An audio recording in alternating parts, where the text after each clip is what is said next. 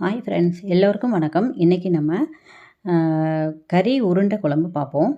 Cola உருண்டை குழம்புன்னு சொல்லுவோம் இல்லையா? அந்த மாதிரி கோலா உருண்டை குழம்பு பார்ப்போம். எப்படி செய்கிறது அப்படிங்கிறத உங்களுக்கு எல்லாருக்கும் நான் சொல்லி தரேன்.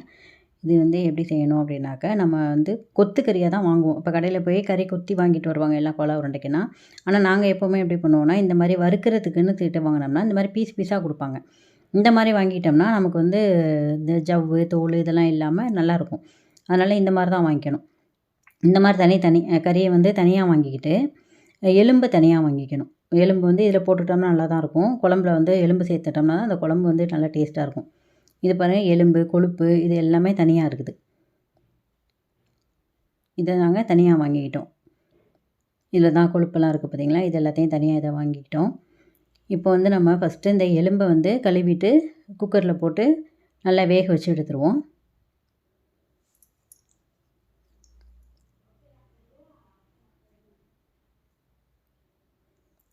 இது ரொம்ப ஈஸி தான். நிறைய பேர் வந்து எப்படி வைக்கிறது அப்படின்னு என்கிட்ட கேட்டிருக்கீங்க. இந்த மாதிரி பார்த்துக்கிட்டு நான் எப்படி செய்கிறேனோ அதே மாதிரி செஞ்சிங்கன்னா ரொம்ப அருமையாக வரும்.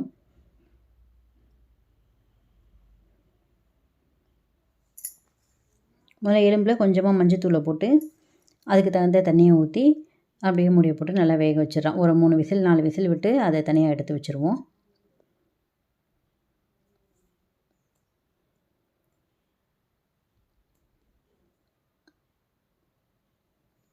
இப்போ நம்ம இந்த கறி எடுத்து வச்சுருக்கோம் இல்லையா? கோலா உருண்டைக்காக வாங்கி வச்சிருந்த கறி. இந்த கறியை வந்து கொஞ்சம் தண்ணி விட்டு கழுவிக்கலாம்.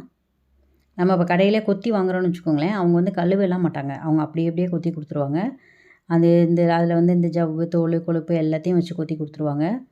அந்த அவ்வளோவா நல்லா இருக்காது அந்த உருண்டைக்கு. இந்த மாதிரி நம்ம தனி கறியாக வாங்கி இந்த மாதிரி பீஸ் பீஸாக எடுத்து வச்சுக்கிட்டு, இதை வந்து நம்ம அருவாமனையில் சின்ன சின்ன பீஸாக நறுக்கிக்கலாம். பார்த்தீங்களா? இந்த மாதிரி சின்ன பீஸாக நறுக்கிக்கலாம். இந்த மாதிரி பீஸில் நம்ம வந்து கிரைண்டர்லேயோ மிக்சிலேயோ போட்டு அரைக்கிறதுக்கும் ஈஸியாக தான் இருக்கும்.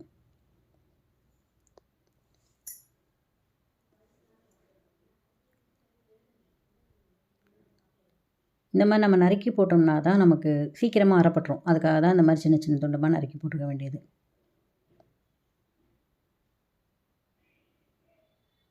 இதில் இந்த மாதிரி சின்ன ஜவ்வு மாதிரி தோல் ஒட்டி இருக்குது பார்த்தீங்களா? இதெல்லாம் நம்ம நறுக்கி எடுத்து தூக்கி போட்டுடலாம்.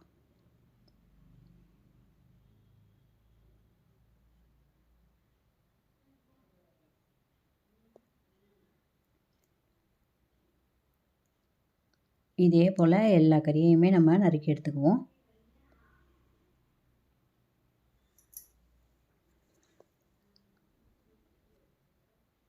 இந்த மாதிரி துண்டு துண்டமாக நம்ம வாங்கி போடும்போது நமக்கு வந்து உருண்டையும் நிறைய கிடைக்கும். உருண்டை நிறைய கிடைக்கும். நம்ம அதில் தான் வந்து கறி நிறையா இருக்கிற மாதிரி இருக்கும். தோல், ஜவ்வுலாம் கொடுத்துட்டாங்கன்னா அது வந்து நல்லாவே இருக்காது.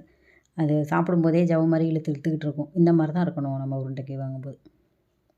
இதில் நம்ம என்னென்ன சேர்க்கணும் அப்படின்னாக்கா, ஒரு சின்ன பட்டை, ஒரு துண்டு பட்டையை வந்து இதில் சேர்த்துக்கலாம். ஒரு ஸ்பூன் வந்து சோம்பு சேர்த்துக்கலாம். கசகசாவை ஒரு ஸ்பூன் சேர்த்துக்கலாம். 4 வரமிளகாய், அதையும் நம்ம இதில் உடச்சி சேர்த்துக்கலாம்.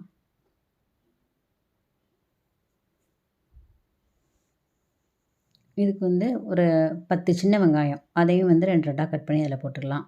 மீடியம் சைஸு ஒரு தேங்காய் மூடி, மீடியம் சைஸ் தேங்காயிலேருந்து ஒரு மூடி எடுத்து அதை திருகி அதையும் அதில் சேர்த்துக்கலாம். இது 1/2 கிலோ கறி. 1/2 கிலோ கறிக்கான அளவு தான் நான் இப்போ சொல்லிக்கிட்டு இருக்கேன். 100 கிராம் வந்து பொட்டுக்கடலை, சரியான அளவாக இருக்கும். 100 கிராம் பொட்டுக்கடலை, அதுக்கு தேவையான அளவு கொஞ்சமாக உப்பு, இதெல்லாம் சேர்த்து ஃபஸ்ட்டு இதெல்லாம் நல்லா பிசைஞ்சிக்கணும். இது பிசையும் போதே நமக்கு நல்ல ஒரு வாசனை வரும். இந்த மாதிரி இப்போ பிணையும் போதே நல்ல வாசனை வருது பாருங்கள். இது இவ்வளோ தான் சேர்க்கணும் இதில். இது எல்லாத்தையும் வந்து மிக்சிலேயோ கிரைண்டரில் போட்டால் இன்னும் நல்லது. இப்போ வந்து அதிகமாக கிரைண்டர் வந்து யார்ட்டையும் இல்லை அப்படின்னா கூட இந்த மாதிரி மிக்சியில் பெரிய ஜாரில் போட்டு அரைச்சிக்கலாம். கொஞ்சம் கொஞ்சமாக போட்டு, இப்போ இது வந்து 3 தடவையாக போட்டு அரைக்கலாம்னு வச்சுக்கோங்களேன். அந்த மாதிரி கொஞ்சம் கொஞ்சமாக போட்டு அரைச்சிக்க வேண்டியது தான். தண்ணி வந்து ஊற்ற வேண்டியதில்லை. அப்படி தண்ணி தேவைப்படும் போது லேசாக தெளித்து விட்டுக்கலாம். ரொம்ப தண்ணி ஆகிடாமல் இந்த பதத்துக்கு அரைச்சி எடுத்துக்கணும்.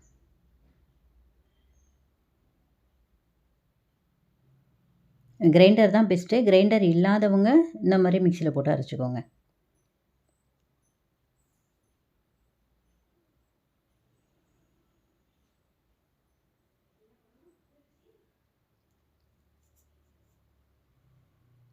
இதே போல் இந்த பதத்துக்கு அரைச்சி எடுத்துட வேண்டியது தான் இதை. இப்போ நம்ம அதே மிக்ஸி ஜார்லேயே இன்னும் ஒரு மூடி இருக்கு இல்லையா தேங்காய், அந்த தேங்காயை வந்து அரைச்சிக்கலாம்.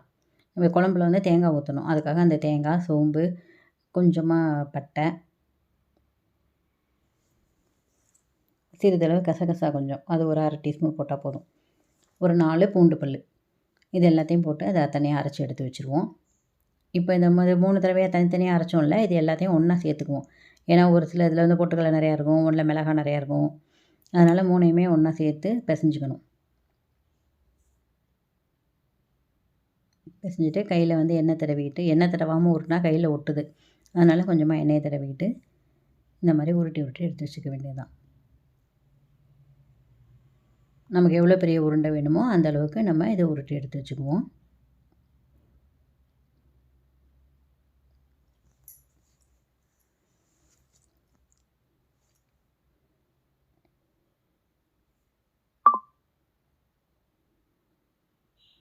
இப்போ நமக்கு 1/2 கிலோ கணக்கு வச்சு இது பண்ணியிருக்கோமா, 1/2 கிலோ கறி எடுத்திருக்கோம்.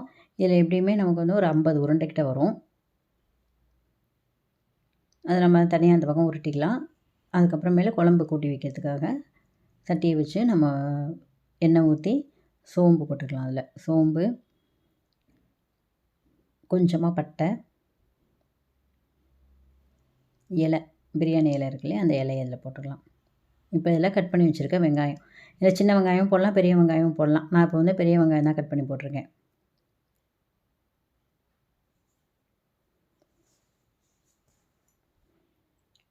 வாசனைக்கு கொஞ்சமாக கருவேப்பிலை இலை சேர்த்துக்கலாம். 2 பெரிய தக்காளி, அந்த 2 தக்காளியும் இதில் சேர்த்து அதையும் வதக்கிடலாம்.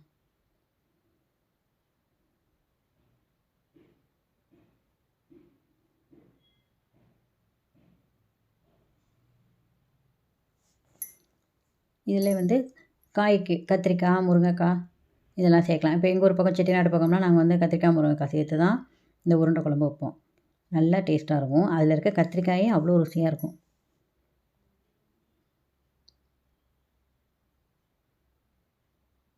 கத்திரிக்காய், முருங்கைக்காய் எல்லாத்தையும் சேர்த்து வதக்கிட்டு இந்த காய்க்கான உப்பு கொஞ்சமாக அதில் சேர்த்துக்கலாம். அதையும் போட்டு நல்லா வதக்கிடுவோம்.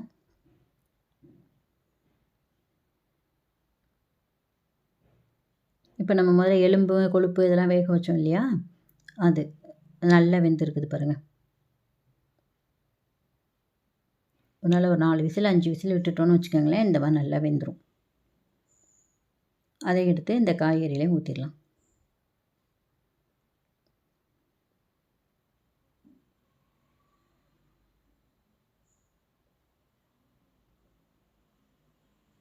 நம்ம உருண்டை வந்து இப்போ போடக்கூடாது. முதல்ல தண்ணி ஊற்றி மிளகாத்தூள் இதெல்லாம் போட்டு நல்லா கொதிக்க விடணும். இதுக்கு வந்து தேவையான அளவு தண்ணி ஊற்றிக்கலாம். கொஞ்சம் அதிகமாகவே தண்ணி ஊற்றிக்கலாம். ஏன்னா அந்த உருண்டையெல்லாம் வேகணும். அதுக்காக தண்ணி கொஞ்சம் நிறையாவே ஊற்றி வேக வச்சுக்கலாம். இது குழம்புக்கு தேவையான மஞ்சத்தூள், நம்ம குழம்புக்கு எவ்வளோ தேவையோ அதுக்கு தகுந்த மாதிரி மிளகாத்தூள். இது வந்து நாங்கள் வீட்டில் அரைச்ச மிளகாத்தூள் தான். இதில் தனி மிளகாத்தூள், தனி மல்லித்தூள் போட்டோம்னாக்கா குழம்பு வந்து தண்ணியாக போயிடும். அதுக்காக இது வந்து நம்ம வீட்டில் அரைச்ச மிளகாத்தூள் தான். எவ்வளோ தேவையோ அது அளவுக்கு சேர்த்துக்க வேண்டியது தான்.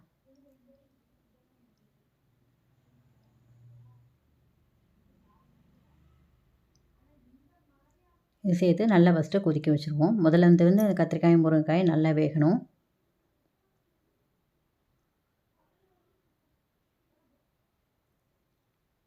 இன்னும் கூட கொஞ்சம் நேரம் வேகணும். அந்த கத்திரிக்காய்லாம் வேகாமல் இருக்குது பார்த்தீங்களா, இன்னும் ஒரு 5 நிமிஷம் வேகட்டும். அப்போ தான் இந்த மிளகாத்தூளோட பச்சை வாடையெல்லாம் இல்லாமல் இருக்கும். நம்ம இப்போ இந்த 2 தட்டுலையும் உருட்டி எடுத்தாச்சு உருண்டைகளை. இப்போ குழம்புல உருண்டைகளை கொஞ்சம் கொஞ்சமாக போட்டுக்கலாம். ஒரே நேரத்தில் எல்லா உருண்டையும் போடக்கூடாது.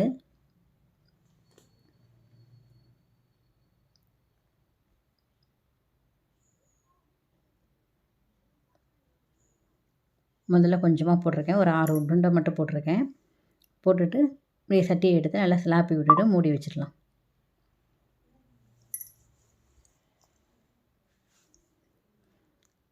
இப்போ வந்து 2வது ஷிஃப்ட்டு உருண்டை போடுவோம். அப்போ முதல் ஷிஃப்ட்டு போட்டோம் இல்லையா உருண்டை, அதெல்லாம் வந்து அடியில் போயிருக்கும் வெந்துட்டு.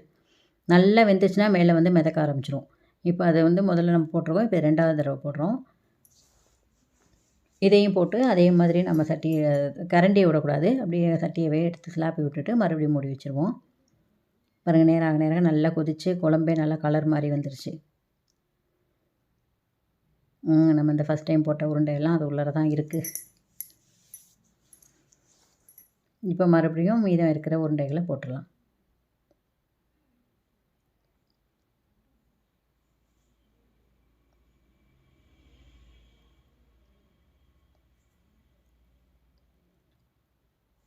நல்லா கொதிச்சு வந்துருச்சு பார்த்தீங்களா? நம்ம வந்து 3 தடவையாக போட்டோம் உருண்டைகளை. இப்போ நல்லா ஃபுல்லாக வெந்து வந்துருச்சு. நல்லா உருண்டையெல்லாம் கொதித்து இந்த மாதிரி மிதந்து வந்ததுக்கப்புறமேல தான் நம்ம தேங்காய் சோம்பு அரைச்சி வச்சுருக்கோம் பாருங்கள்.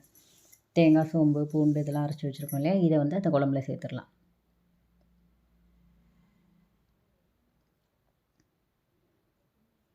மிக்ஸி ஜாரை கழுவி கொஞ்சம் தண்ணியும் சேர்த்துக்குவோம் அதில். தண்ணி வந்து நம்ம நிறையா சேர்க்கலாம். தண்ணி ஏன்னா அந்த கொஞ்சம் நேரம் கழித்து இந்த உருண்டைகள்லாம் வந்து இந்த குழம்பு இழுத்துக்கும். அதனால் தண்ணி நிறையா தான் சேர்க்கணும். குழம்பெல்லாம் அப்படியே சுண்டி போயிடும் இன்னும் கொஞ்சம் நேரத்தில். இப்போ மூடி வச்சு ஒரு கொதி கொதிச்சிருச்சு பார்த்தீங்களா? இப்போ வந்து என்ன பண்ணணும், நம்ம புளி கரைச்சி ஊற்றணும். எந்த குழம்பா இருந்தாலுமே, நான்வெஜ் குழம்பா இருந்தாலுமே நம்ம வந்து புளி ஊற்றணும். அது புளி ஊற்றினாக்க அதில் இருக்க நச்சுத்தன்மைகள்லாம் வந்து சரியாயிடும். அதுக்காக நம்ம வந்து நான்வெஜ்ஜு கோழியாக இருக்கட்டும், உருண்டை குழம்பு, நண்டு குழம்பு எதா இருந்தாலுமே எங்கள் ஊர் பக்கம் செட்டிநாடு பக்கம் நாங்கள் வந்து புளி ஊற்றுவோம். அந்த மாதிரி ஊற்றி செஞ்சால் தான் ருசியாகவும் இருக்கும். நிறைய பேர் கமெண்ட் பண்ணியிருக்கீங்க, புளி ஊற்றக்கூடாது நான்வெஜ் குழம்புக்கு அப்படின்னு சொல்லிட்டு. ஆனால் செட்டிநாடு குழம்புகளில் பார்த்தீங்கன்னா எல்லாத்துலேயுமே புளி ஊற்றிருப்பாங்க. குழம்பு ரெடி ஆகிடுச்சு. எல்லா காயும் வெந்துருச்சு. இப்போ நம்ம 2 தட்டு வச்சுருந்தோம்ல, ஒரு தட்டு உருண்டைகளை தான் நம்ம குழம்புல போட்டிருக்கோம். இன்னொரு தட்டு உருண்டைகளை இந்த மாதிரி பொரித்து எடுத்துடலாம். நான் ஏற்கனவே எண்ணெய் காய வச்சுருக்கேன். அதில் போட்டு நம்ம பொரித்து எடுத்துட வேண்டியதான். கொஞ்சம் கொஞ்சமாக போடணும். எல்லா உருண்டையும் ஒரே நேரத்தில் போடாமல் இந்த மாதிரி கொஞ்சம் கொஞ்சமாக போட்டு பொரித்து எடுத்துக்கலாம். உருண்டையெல்லாம் நல்லா வந்து எண்ணெயில் பொரிஞ்சு வந்ததுக்கப்புறமேல நல்லா குலோப் ஜாமுன் கலருக்கு வந்ததுக்கப்புறமேல எடுத்தோம்னா கரெக்டாக இருக்கும், வெந்திருக்கும்.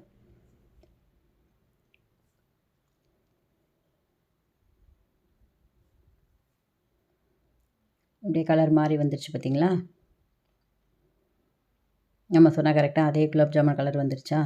அப்படியே எடுத்துட வேண்டியதான். அதே போல் எல்லா உருண்டைகளையும் போட்டு பொரித்து எடுத்தாச்சு.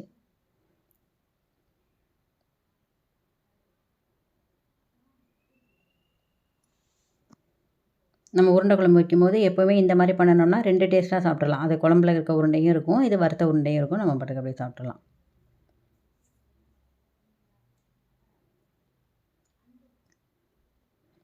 அருமையான குழம்பு ரெடி ஆகிடுச்சு இப்போ நமக்கு. நல்லா வெந்துருச்சு, உருண்டையும் வெந்துருச்சு, அதில் போட்டிருக்க எலும்புகளும் வெந்துருச்சு. அருமையாக இருக்குது. இந்த மாதிரி தான் வைக்கணும் நம்ம வந்து உருண்டை குழம்பு. இப்போ வந்து சாதத்தில் போட்டு சாப்பிட்றலாம்.